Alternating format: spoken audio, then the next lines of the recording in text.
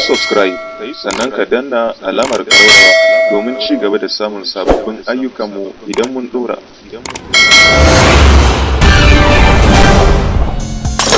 Kai Allah sarki, duniya kenan. Yan uwa, kada jin wannan zance ya sa ku razana. A'a, babu komai, kawai na tuna duniya ne da irin yadda al'amuranta suke gudana kuma suke cikin gudana. Kai ku dai ku bar lamarin kawai, ku biyo mu domin cin me yake faruwa.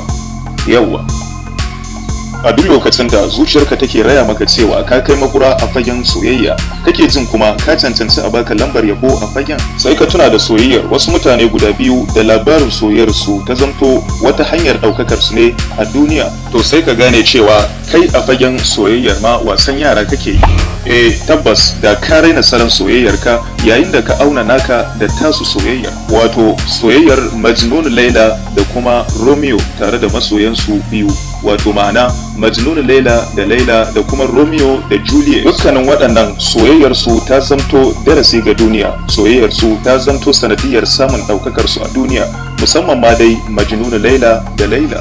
Soyayyar waɗannan mutane hudu cike take damɗar da abin tausayi da ban al'ajabi da kuma ɗaukar tunani tare da ban mamaki. Wannan ce ma ta sa suka ɗau hankalin duniya da soyayyar tasu. Duba ga cewa duk lokacin da aka bude faifan bayani akan soyayya ba a yi zancen su ba, to ko shakka babu za a iya cewa an yi tuya ne an manta da albasa.